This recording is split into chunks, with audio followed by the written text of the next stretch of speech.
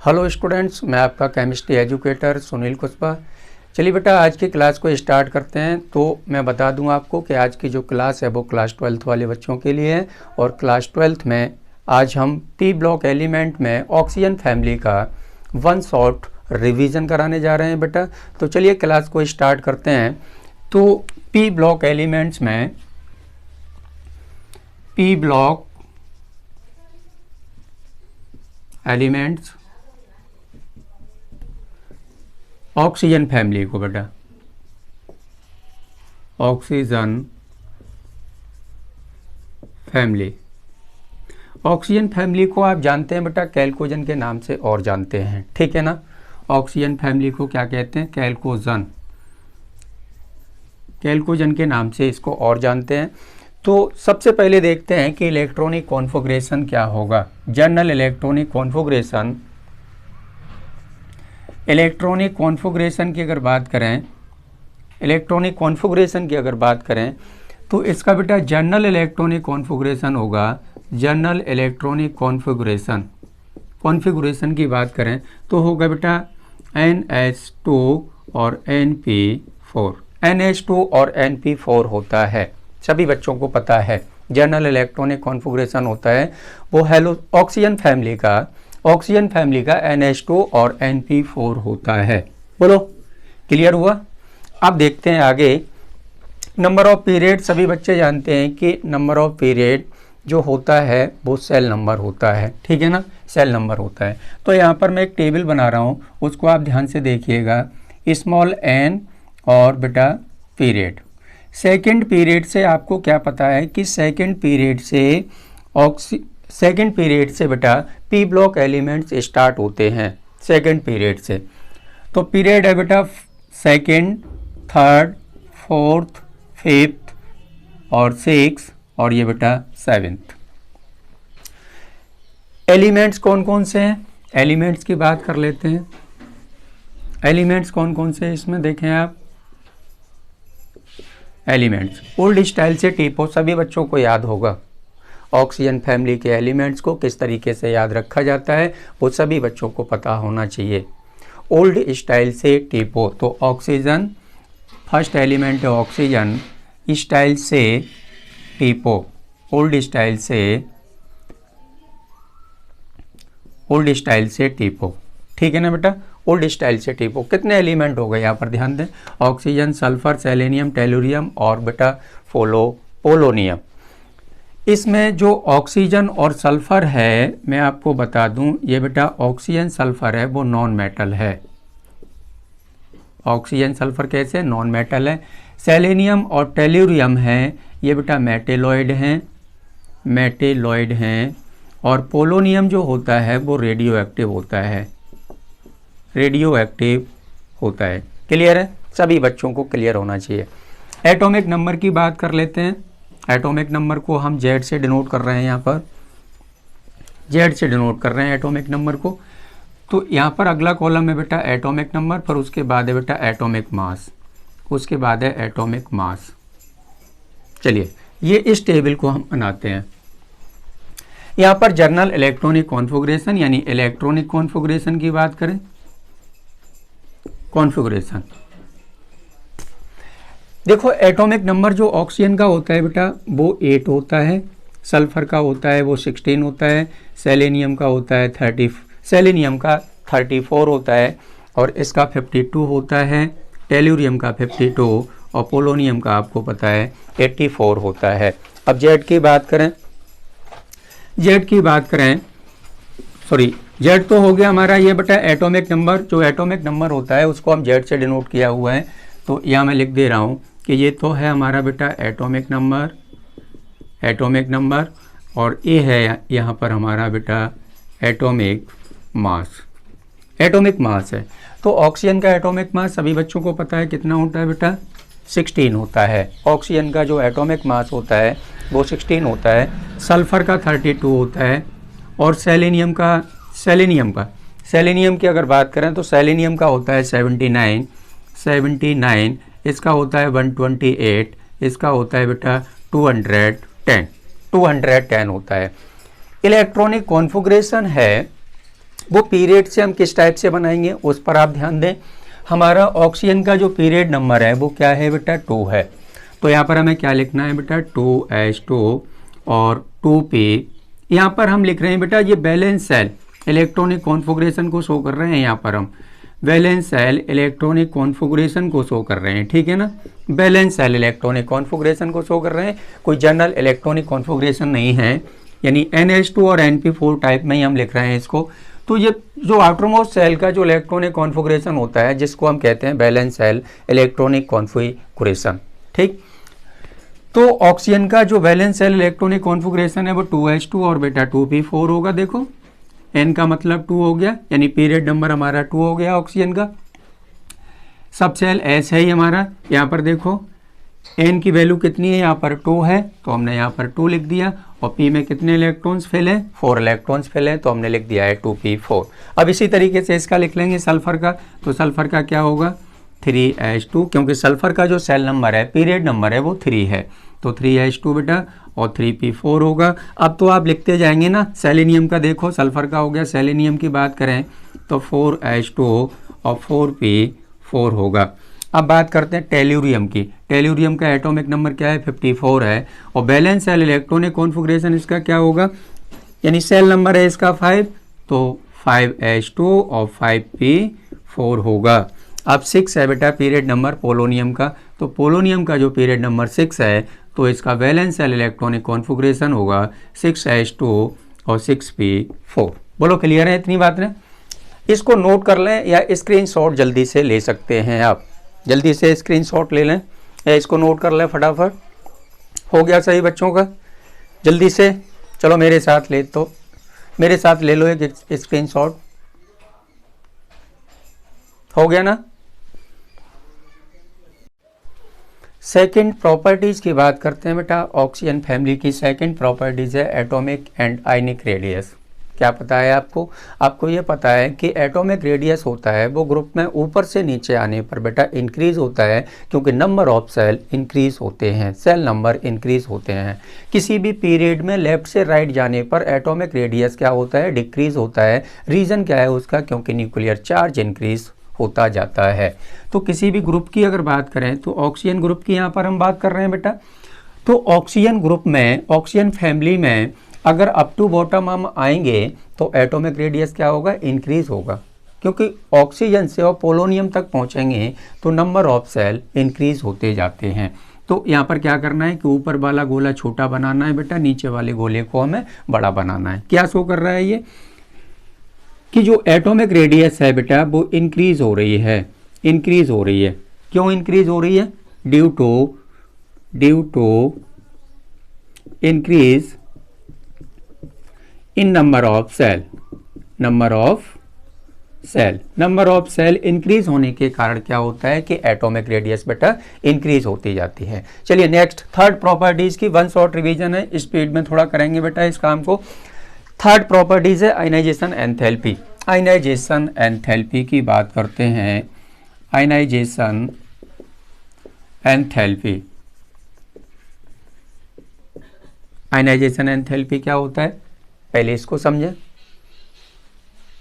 किसी एटम के outermost cell से एक इलेक्ट्रॉन को बाहर करने के लिए जितनी एनर्जी की ज़रूरत होती है उसको हम कहते हैं first ionisation energy. Second electron को अगर आउट करना है तो उसके लिए जो एनर्जी की ज़रूरत होगी उसको कहेंगे second ionisation energy.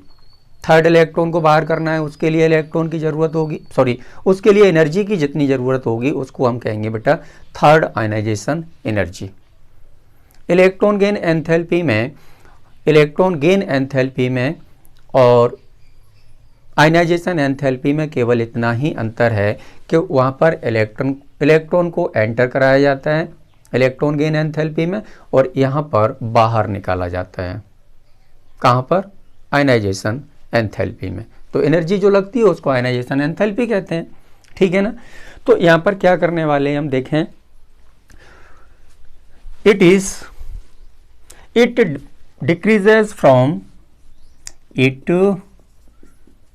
decreases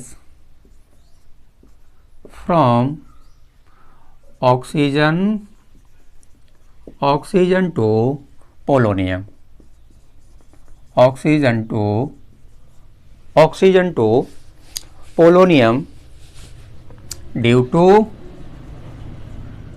to increase in atomic radius,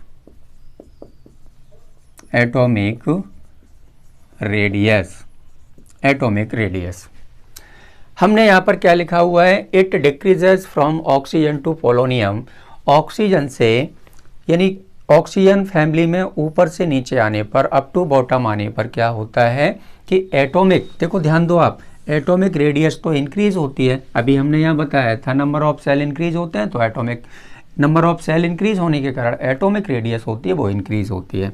तो यहाँ पर क्या हो रहा है, देखो ऑक्सीजन से यानी ऊपर से नीचे हम आ रहे हैं, यहाँ पर हमारा ऑक्सीजन है बेटा, ये ऑक्सीजन है और ये बेटा पोलोनियम है। तो ऊपर से नीचे आने पर क्या हो रहा है कि नंबर ऑफ सेल हैं वो इंक्रीज हो रहे हैं। इस रीजन से क्या हो रहा है यहाँ पर कि जो आयनाइजेशन एंथैल्पी है वो डिक्रीज होती है, आयनाइजेशन एंथैल्पी होती है वो डिक्रीज होती है। अब यहाँ पर एक मेन बात बता दूँ मैं आपको कि 15 ग्रुप, जो 15 ग्रुप होता है, ध्यान देंगे इस बात पर, 15 ग्रुप है और बेटा 16 ग्रुप है। 15 ग्रुप की जो आयनाइजेशन एंथैल्पी होती है वो 16 ग्रुप से ज़्यादा होती है। रीज़न क्या है इसका, इसको नोट किया जाए, नोट कर लें इसको कि 15 ग्रुप की जो आयनाइजेशन एंथैल्पी होती है वो 16 ग्रुप से ज़्यादा क्यों होती है, मैक्सिमम क्यों होती है, उसका रीज़न क्या है, ठीक है ना, रीज़न क्या है। तो बेटा यहाँ पर मैं बताना चाहूँगा रीज़न क्या है। जो नाइट्रोजन फैमिली होती है, नाइट्रोजन फैमिली में क्या देखने के लिए मिलता है कि उसके पास हाफ फिल्ड पी ऑर्बिटल होते हैं, हाफ फिल्ड पी ऑर्बिटल। तो जो हाफ फिल्ड पी ऑर्बिटल होते हैं नाइट्रोजन फैमिली के, वो मोर स्टेबल होते हैं। तो नाइट्रोजन फैमिली में क्या पाया जाता है, half filled P orbital present होते हैं जो मोर स्टेबल होते हैं। इस रीजन से ऑक्सीजन फैमिली से नाइट्रोजन फैमिली की आयनाइजेशन एंथैल्पी होती है वो मैक्सिमम होती है। चलिए क्लियर हो गया, क्लियर हो गया सही बच्चों को। तो यहाँ पर नोट पॉइंट में लिख दें आप रीजन, रीजन क्या है, रीजन लिख दें half filled P orbital, half filled P orbital more stable. Half filled P orbital होते हैं वो कैसे होते हैं बेटा, मोर स्टेबल होते हैं। इस रीजन से जो 15 ग्रुप एलिमेंट्स की आयनाइजेशन एंथैल्पी होती है वो ऑक्सीजन फैमिली से ज़्यादा होती है। चलिए नोट किया जाए। नेक्स्ट प्रॉपर्टीज को देखते हैं बेटा, इसको नोट कर लें जल्दी से। फोर्थ प्रॉपर्टीज है बेटा ऑक्सीजन फैमिली की, फोर्थ प्रॉपर्टीज है electron gain enthalpy, electron gain enthalpy. और इलेक्ट्रॉन गेन एंथैल्पी को हम और क्या कहते हैं, इलेक्ट्रॉन एफिनिटी भी कहते हैं, इसको इलेक्ट्रॉन एफिनिटी भी कहते हैं, ठीक है ना, इलेक्ट्रॉन एफिनिटी भी कहते हैं। यहाँ पर ध्यान देंगे आप कि अगर पीरियड में, किसी भी पीरियड में अगर हम लेफ़्ट से राइट चलते हैं, लेफ़्ट टू राइट, मैंने क्या बोला, लेफ़्ट टू राइट चलते हैं, लेफ़्ट टू राइट चलने पर बेटा इलेक्ट्रॉन गेन एंथैल्पी होती है वो इंक्रीज़ होती है, इंक्रीज़ होती है। रीज़न क्या होता है, इसका रीज़न क्या है, इंक्रीज़ क्यों होती है, ड्यू टू, रीज़न है इंक्रीज़ होने का due to increase in, sorry, due to decrease in atomic size, decrease in atomic size. जो एटॉमिक साइज होता है बेटा वो किसी भी पीरियड में लेफ्ट से राइट जाने पर क्या होता है, बोलो क्या होता है, डिक्रीज होता है, ठीक, डिक्रीज होता है। क्यों डिक्रीज होता है, बोलो। हमने बोला यहाँ पर कि इलेक्ट्रॉन गेन एंथैल्पी होती है किसी भी पीरियड में अगर हम लेफ़्ट टू राइट जाएंगे तो इलेक्ट्रॉन गेन एंथैल्पी होती है वो इंक्रीज होती है। रीज़न हमने लिख दिया है due to decrease in atomic size.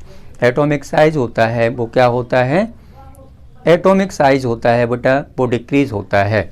Next आगे, अगर किसी ग्रुप की बात करें हम, तो ग्रुप में ऊपर से नीचे आने पर इलेक्ट्रॉन गेन एंथैल्पी होती है वो क्या होती है, डिक्रीज होती है, डिक्रीज होती है। डिक्रीज क्यों होती है, क्योंकि एटॉमिक साइज होता है, रीज़न क्या है कि जो एटॉमिक साइज होता है, एटॉमिक रेडियस होता है बेटा वो तो इंक्रीज होता है, एटॉमिक साइज होता है वो इंक्रीज होता है, लेकिन न्यूक्लियर चार्ज की अगर हम बात करें तो न्यूक्लियर चार्ज की बात करें तो न्यूक्लियर चार्ज होता है वो डिक्रीज होता है। और यहाँ पर क्या होता है कि न्यूक्लियर चार्ज होता है, न्यूक्लियर चार्ज का मतलब न्यूक्लियस के अंदर जो चार्ज होता है उसकी हम बात कर रहे हैं।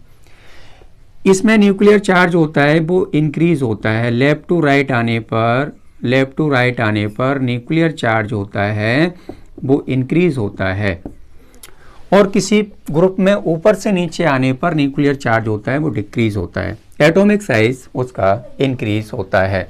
तो अब यहाँ पर क्लियर हो चुका होगा आपको कि ऑक्सीजन फैमिली में ऊपर से नीचे आते हैं तो ऑक्सीजन फैमिली में क्या होता है, कौन कौन से एलिमेंट हैं आप देखें, ऑक्सीजन है, सल्फर है, सेलेनियम है, टेल्यूरियम है और बेटा पोलोनियम है, यही एलिमेंट है, टेल्यूरियम है और पोलोनियम है।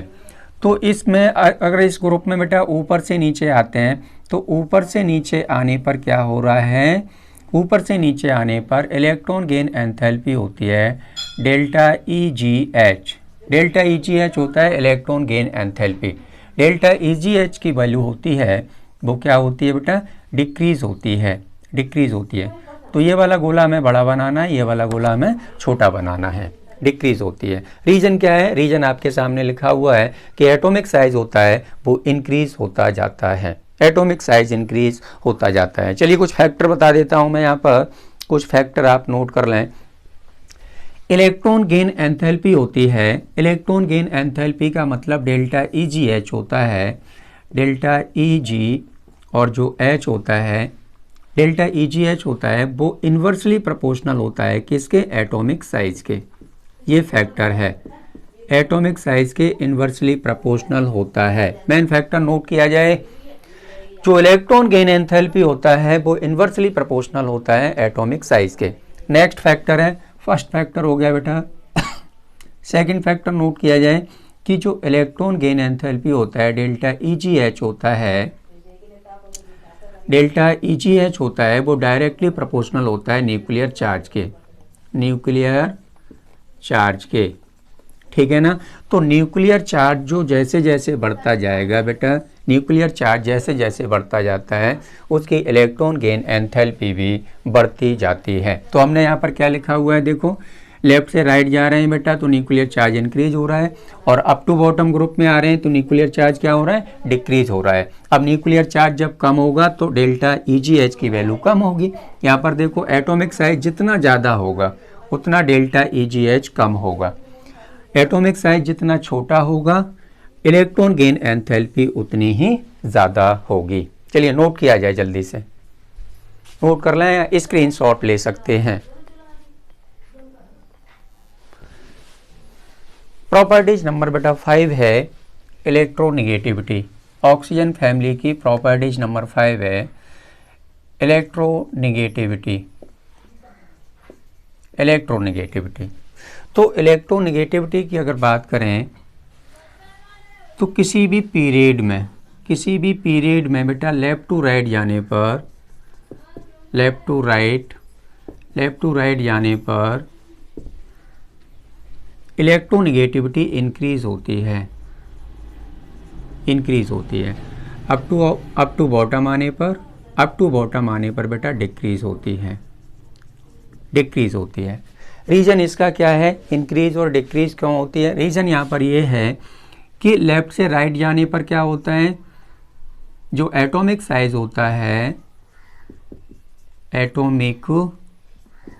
एटॉमिक साइज होता है बेटा वो डिक्रीज होता है, लेकिन वट न्यूक्लियर चार्ज होता है, जो Z की वैल्यू होती है वो Z होता है वो इंक्रीज होता है। न्यूक्लियर चार्ज होता है वो इंक्रीज होता है।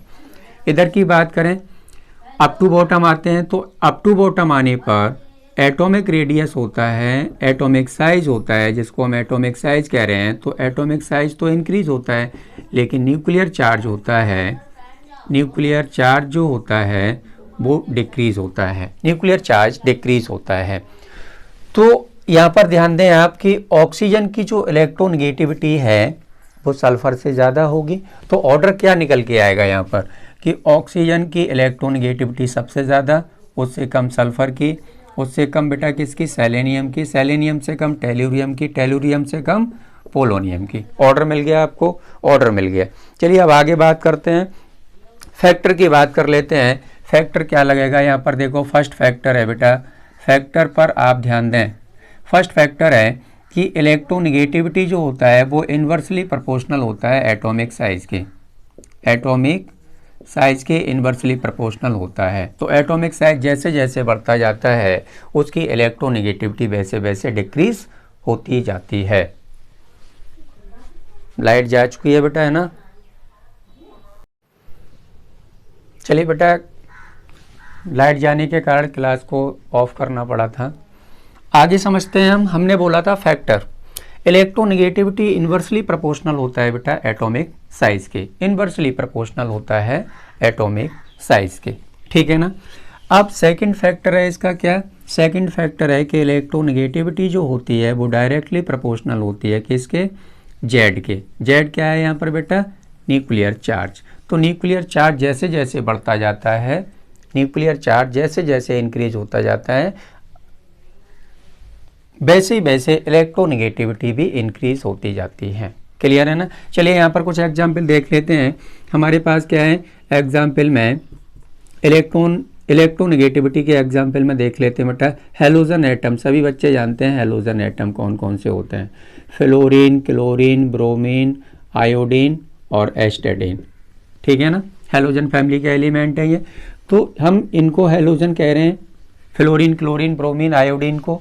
अब इसमें हमें यह बताना है कि इलेक्ट्रोनेगेटिविटी सबसे ज़्यादा किसकी है, इलेक्ट्रोनेगेटिविटी सबसे ज़्यादा किसकी है। तो हमने क्या बताया था, फैक्टर यहाँ पर कौन सा लागू होने वाला है कि इलेक्ट्रोनेगेटिविटी जो होती है वो इन्वर्सली प्रोपोर्शनल होती है एटॉमिक साइज़ की। तो जिसका एटॉमिक साइज छोटा होगा उसकी इलेक्ट्रोनेगेटिविटी कैसी होगी, ज़्यादा होगी, अधिक होगी। क्लियर है ना। तो यहाँ पर फ्लोरीन की इलेक्ट्रोनेगेटिविटी सबसे ज़्यादा, क्लोरीन की इससे कम, ब्रोमीन की क्लोरीन से कम और ब्रोमीन से आयोडीन की कम, ठीक है ना। ये मैंने लिख दिया है ऑर्डर। फ्लोरीन की इलेक्ट्रोनेगेटिविटी सबसे ज़्यादा होती है, पूरी पीरियोडिक टेबल में फ्लोरीन की इलेक्ट्रोनेगेटिविटी होती है वो सबसे अधिक होती है, ठीक। अब किसी पीरियड की बात कर लें, जैसे पीरियड की बात कर लें बेटा, कार्बन है, carbon, nitrogen, oxygen, fluorine, carbon, nitrogen, oxygen, fluorine. ये तो मैंने किसी एक ग्रुप को ले लिया था, ग्रुप को लिया था, यहाँ पर मैंने पीरियड को लिया हुआ है, ठीक है ना। तो ये किस पीरियड का एलिमेंट है, ये बेटा फोर्थ ए पीरियड का एलिमेंट है, ये फिफ्थ ए पीरियड का एलिमेंट है, ये सिक्स ए पीरियड का एलिमेंट है, ये बेटा सेवन्थ ए पीरियड का एलिमेंट है, ठीक है ना। हमने चार ग्रुप के एलिमेंट को ले लिया है, चार ग्रुप के एलिमेंट को ले लिया है हमने। तो इसमें कार्बन की जो इलेक्ट्रोनेगेटिविटी होगी वो सबसे कम होगी, कार्बन से ज़्यादा नाइट्रोजन की, नाइट्रोजन से अधिक होगी ऑक्सीजन की, ऑक्सीजन से अधिक होगी फ्लोरीन की। तो यहाँ पर हमने क्या देखा, इस एग्जाम्पल में भी हमने ये देखा कि फ्लोरीन की इलेक्ट्रोनेगेटिविटी यानी सबसे अधिक है, मैक्सिमम है। और अगर पीरियड में हम बात कर लें तो पीरियड में भी अगर देखते हैं बेटा तो फ्लोरीन कैसा है, हाई इलेक्ट्रोनेगेटिव है। फ्लोरीन बेटा हाई इलेक्ट्रोनेगेटिव एलिमेंट है, यहाँ पर भी फ्लोरीन हाई इलेक्ट्रोनेगेटिव एलिमेंट है, ठीक है ना। तो चलिए ये हमारी प्रॉपर्टीज नंबर 5 थी, इलेक्ट्रोनेगेटिविटी, ऑक्सीजन फैमिली की ये प्रॉपर्टीज थी। नेक्स्ट आगे चलते हैं बेटा, MP and BP, MP and BP properties number 6।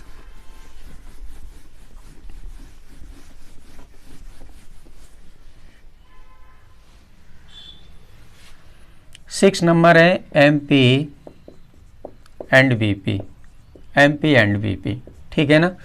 Melting point और जो बॉइलिंग पॉइंट होते हैं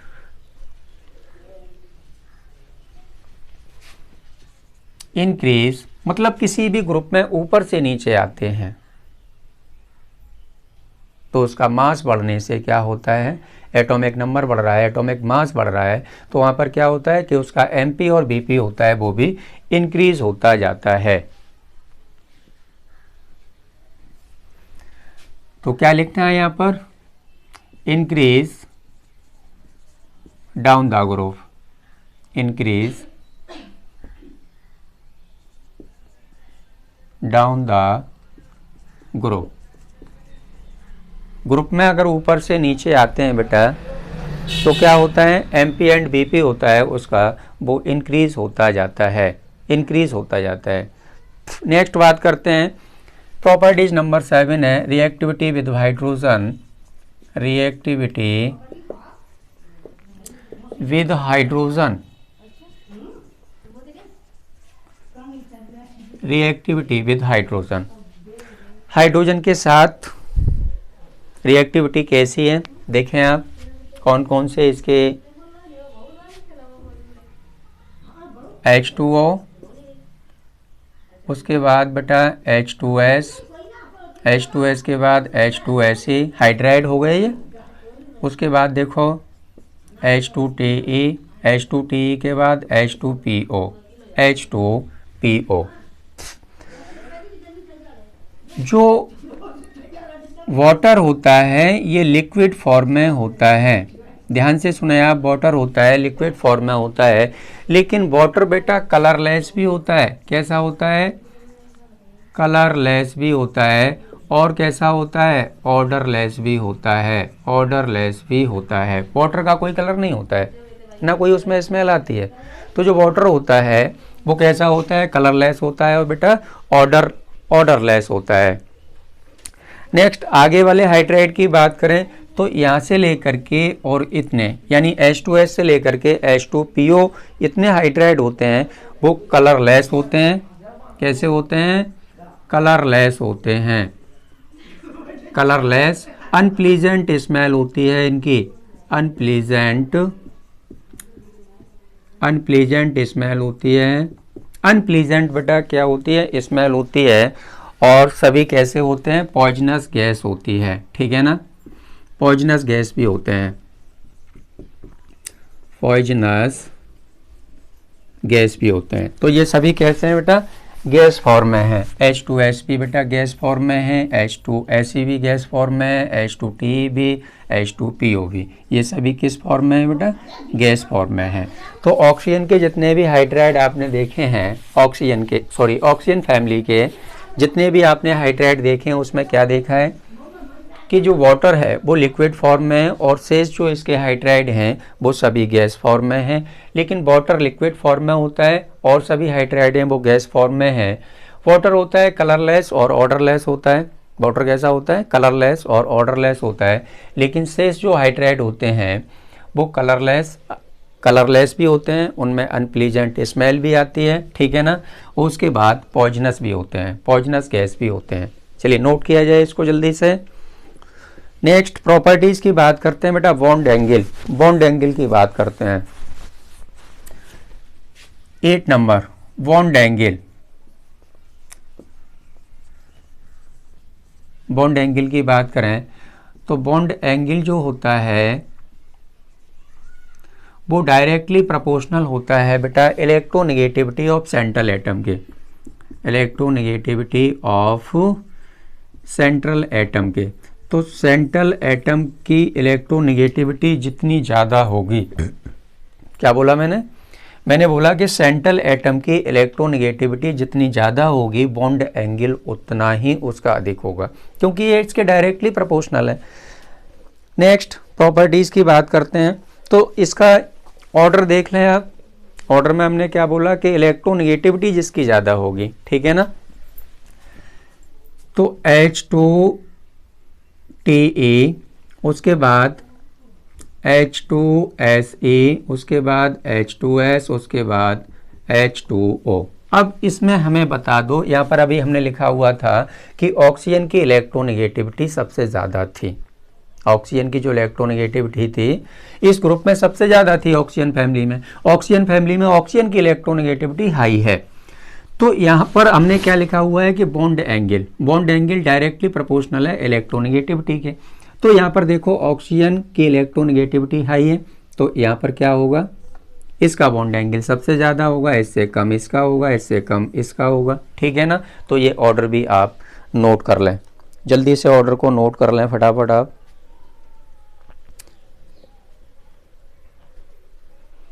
एसिडिक नेचर हो गया नोट बेटा, जल्दी से कर लो इसको। Properties number 9, acidic nature. Acidic nature,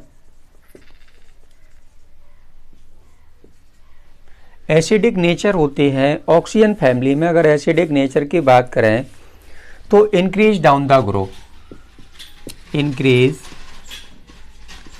down the group. ऊपर से नीचे जैसे जैसे हम आएंगे ऑक्सीजन फैमिली में, ऊपर से यानी अप टू बॉटम आएंगे तो क्या होता है, एसिडिक नेचर होता है वो इंक्रीज होता जाता है। तो हमने लिख दिया इंक्रीज डाउन द ग्रुप, यानी ग्रुप में अप टू बॉटम आने पर इंक्रीज होती है एसिडिक, इंक्रीज होती है एसिडिक नेचर। तो चलो बता दो मुझे, H2O, H2O सबसे कम एसिडिक, उसके बाद H2S इससे ज़्यादा एसिडिक, H2S है बेटा यहाँ पर है ना, इसके बाद H2SE, H2S से ज़्यादा एसिडिक है, इससे अधिक एसिडिक क्या है H2TE, और इससे अधिक एसिडिक है H2PO। तो H2PO सबसे अधिक एसिडिक नेचर का कंपाउंड है। थर्मल स्टेबिलिटी की बात करते हैं। थर्मल स्टेबिलिटी 10 प्रॉपर्टीज़ हैं और ऑक्सीजन फैमिली की बेटा ये लास्ट प्रॉपर्टीज़ है, इसके बाद क्लास को समाप्त कर दिया जाएगा। ठीक है ना। तो 10 प्रॉपर्टीज़ है थर्मल स्टेबिलिटी। थर्मल स्टेबिलिटी, चलो बताओ थर्मल स्टेबिलिटी। थर्मल स्टेबिलिटी जो होती है वो इन्वर्सली प्रोपोर्शनल होती है साइज ऑफ सेंट्रल एटम के, साइज ऑफ सेंट्रल एटम के, साइज ऑफ सेंट्रल एटम के क्या होती है, इन्वर्सली प्रोपोर्शनल होती है, इन्वर्सली प्रोपोर्शनल होती है। तो चलो अब बता दो मुझे, साइज जिसका जितना छोटा होगा सेंट्रल एटम का, सेंट्रल एटम का जितना साइज छोटा होगा थर्मल स्टेबिलिटी उतनी ही उसकी अधिक होगी। क्लियर है ना। साइज अगर सेंट्रल एटम का बढ़ेगा तो थर्मल स्टेबिलिटी बेटा घटेगी। ठीक। तो साइज की बात करते हैं। तो यहाँ पर ऑक्सीजन का बेटा जो साइज है, ऑक्सीजन एटम का जो साइज है वो सबसे छोटा है, तो ऑक्सीजन की थर्मल स्टेबिलिटी क्या होगी, सबसे ज़्यादा होगी। तो H2O की थर्मल स्टेबिलिटी सबसे ज़्यादा, H2S की इससे कम, H2SE की इससे कम, और H2TE की इससे कम, और H2PO की सबसे कम होती है। H2PO की थर्मल स्टेबिलिटी सबसे कम होती है, सबसे कम होती है। ठीक है ना। चलिए नोट किया जाए जल्दी से, काफ़ी इंपॉर्टेंट पॉइंट है ये। इसके बाद बेटा क्लास को यहीं समाप्त करते हैं। इसके बाद जो नेक्स्ट क्लास होगी वो ऑक्सी एसिड्स ऑफ सल्फर की होगी बेटा। तो यहाँ पर मैंने आपको समझाया है ऑक्सीजन फैमिली की जितनी भी प्रॉपर्टीज़ थी उन प्रॉपर्टीज़ को यहाँ पर मैंने एक्सप्लेन किया हुआ है। तो चलिए आज की क्लास लेने के लिए सभी बच्चों को थैंक यू। तो आज की क्लास को बेटा यहीं समाप्त करते हैं। सभी बच्चों को बार बार धन्यवाद।